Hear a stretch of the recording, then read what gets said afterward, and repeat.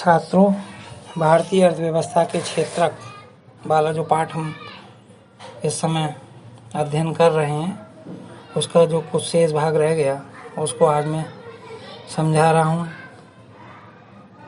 संगठित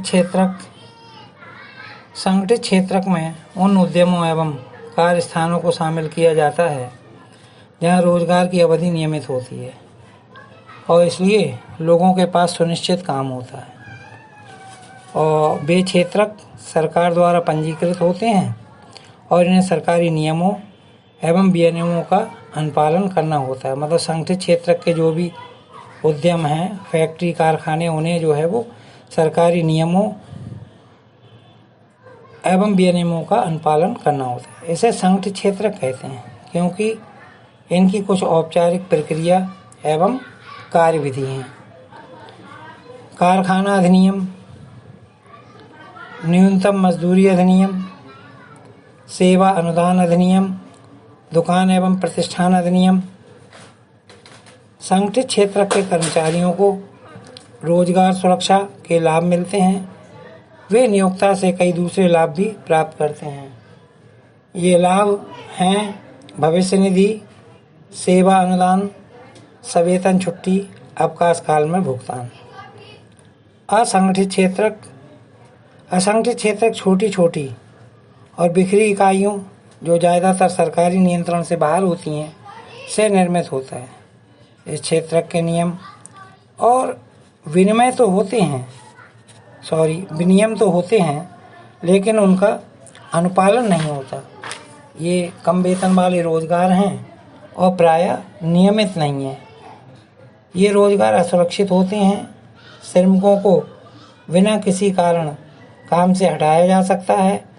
बहुत से लोग नियोक्ता की पसंद पर आश्रित होते हैं। छात्रों, प्रश्न उठता है कि ये जो असंगठित क्षेत्र के श्रमिक हैं इनका संरक्षण कैसे हो।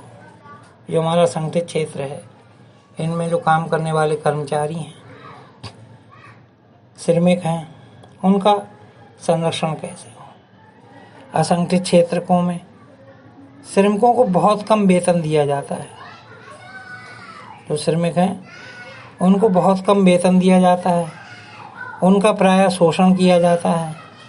उनकी आय कम है और नियमित नहीं है। इस रोजगार में ना तो संरक्षण है और ना ही कोई लाभ है। ग्रामीण क्षेत्रों में असंगठित क्षेत्रक भूमिहीन कृषि श्रमिकों, छोटों और सीमांत किसानों, फसल बटाईदारों एवं बुनकर, बढ़ई, लोहार आदि से सृजित होता है।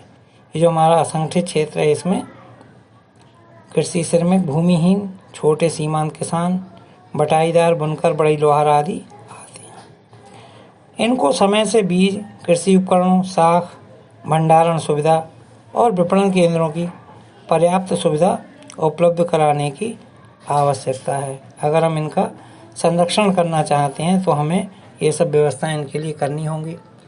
शहरी क्षेत्रों में असंगठित क्षेत्रक प्रमुख रूप से लघु उद्योगों के श्रमिकों, निर्माण, व्यापार एवं परिवहन एवं कार्यरत आकस्मिक श्रमिकों और सड़कों पर विक्रेता का काम करने वाले, सिर पर बोझा ढोने वाले श्रमिकों, कबाड़ उठाने वालों से सृजित है।